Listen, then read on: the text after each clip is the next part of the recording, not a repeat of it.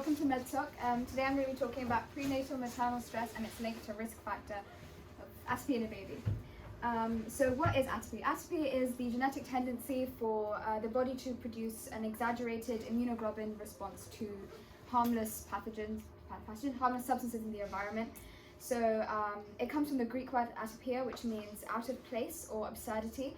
And these atopic conditions can include asthma, atopic dermatitis, which is basically eczema, and allergies such as dust, dandruff, hay fever, like lots of other allergies. And the diagram shown here is the atopic triad, which is the basically the Father, Son, and the Holy Spirit of atopic conditions. It shows how they're all interlinked. These are called comorbid conditions because they're all simultaneously present. So if you have one of these, you're 10 times as more likely to have the other two. And they're also psychosomatic diseases, which means they are exacerbated by stress. Does anyone here have an? Oh, yeah. So I just wanted to know what it says on the triangle. Oh, so, okay. It says atopic. It says the same thing here: atopic dermatitis, hay fever, and asthma. Oh, okay. Thank you. Yeah. So like these conditions, are you like talking about in terms of the baby or like in us humans? Oh, just in humans in general. Okay. Yeah. Okay. So these are the risk factors affecting atopy, apart from maternal stress, which I'll talk about later. But the risk factors include smoking before pregnancy, and like during pregnancy, which has links to do with how the trachea is developed in the baby, and that can also, like, you can see the link between it and asthma. And secondly is family history. So if one of your parents has atopy or any atopic condition, you're much more likely to get it. Some studies show that maternal factors are much more likely to be present than paternal factors. The reason is not really known why yet, but yeah. And thirdly is maternal diet. So certain foods such as Mediterranean foods, certain lipids and antioxidants can, if they're eaten during pregnancy, can be shown to reduce the risk of getting atopy. And after birth, so like environmental factors, have to do with the use of antibiotics and antipyretics. So antipyretics are fever medication. So in a study in 5 European countries in 2006, it showed that children who grew up in a more holistic lifestyle, so they used less antibiotics, they had reduced immunizations, they ate more organic food. They had a fewer their risk of developing atopy was fewer than with children who lived a normal urban lifestyle. Hypersensitization is basically just being really, really exposed to the pathogen. For example, if you're born in a desert, then you're more likely to be allergic to dust. And the hygiene hypothesis, which we'll come back to later. Okay, so and this is the general effects of prenatal maternal stress, not to do with atopy. So preeclampsia is one of them, which is high blood pressure during pregnancy, and this can lead to complications such as eclampsia, which can lead to like brain damage and like seizures, and it's really severe. It can also prenatal stress can also link to depression and psychosis. Psychosis is basically losing touch with reality. So, for example, conditions such as bipolar disorder and schizophrenia, and heart disease, premature birth, and low birth rate, which kind of interlink. Okay, so how does maternal prenatal stress affect the risk of developing atopy specifically? So they say that maternal stress can alter the way the baby, when it's born, processes stress regulation and also its immune response. So as you can see, the stress hormones released by the mother pass via the placenta to the stress regulatory center in the baby, and there has been a correlation. So like high maternal cortisol levels equals high cortisol in female fetuses. This has to do with the HPA axis. So the HPA axis is a neuroendocrine mechanism. The neuroendocrine system is a system of nerves and glands which produce hormones and release them into the bloodstream. And the HPA axis has to specifically do with the way the body deals with stress. And this regulates physiological processes such as metabolism and immune response.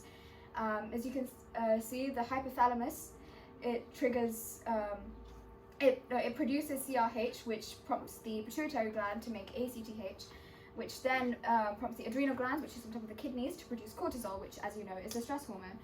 And this is affected in a baby as the development of the HPA axis in a fetus is greatly changed if the mother experiences a lot of stress. They say that the second trimester in pregnancy is the most stressful out of all of them. Another thing that could also link to presence of atopy in the baby is fetal glucocorticoid exposure. Glucocorticoids are a class of steroid hormones which have to do with the feedback mechanism in the immune system and deal with inflammation. So you can already see how that links to atopic diseases. Inflammation links with a lot of atopic diseases. For example, eczema is the inflammation of the skin, asthma is the inflammation of the airways. So these glucocorticoids have to do with the way the body responds to inflammation. GCs, for short, may also affect gene expression and cause more increased allergic vulnerability and like affect the development of how the immune system responds to allergens. As you can see, like there are stress factors such as depression, PTSD, schizophrenia, drug use, and glucocorticoids pass to the baby, and that can link to attention deficits, anxiety, fearfulness, cognitive impairments, reduced birth weight in the baby. Also, after birth, the HPA axis organizes itself around 2 to 6 months of age, and the effect that caregiving has on its development is crucial at this time. So a study of 179 black mothers in the USA showed that warm, responsive parenting really helped reduce the risk of developing atopy, as the body, specifically the HPA axis, learns how to deal with stress in a healthy way, rather than like if a baby was brought up in a more stressful and like traumatic environment that can also cause it to be more susceptible to diseases. Okay, so implications of studies that have to do with this topic.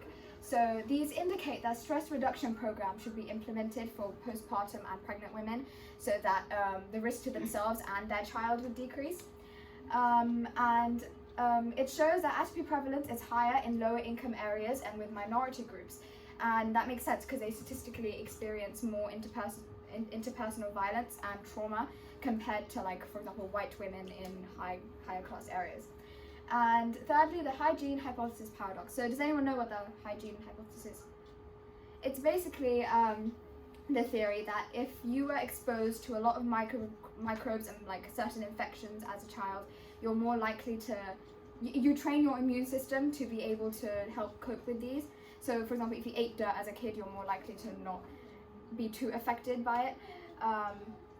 But it shows there's a paradox in this, because if that would be true, then in people in low income areas where, like, you know, in like inner city places where there's more dust and like other allergens, there should be less atopy prevalent, but it's not. So it shows that there's like a flaw in the paradox, because there's actually an increase in atopy in low income areas. And finally, the limitations of studies like these. So first of all, it's not widely researched enough. This is a very niche topic, and like I only came across a handful of studies, so it's not as studied as it should be. Secondly, in most studies, trauma was self-reported. So there were qualitative results. You were kind of taking the word of whoever was being studied. For example, some mothers filled out like questionnaires over like, have you experienced stress? Like, do you have PTSD? Which like, and obviously there can be like a human error sort of factor in these. So one improvement that could be suggested is that when studying like mothers, for example, you could take a blood sample and measure the cortisol levels in there. So that's to make the results more quantitative. Thirdly, it doesn't consider how other risk factors need to look. Like I talked about previously, other risk factors include like the use of antibiotics as a child, and like maternal diet and smoking, and these studies don't indicate how they interlink. And lastly, the studies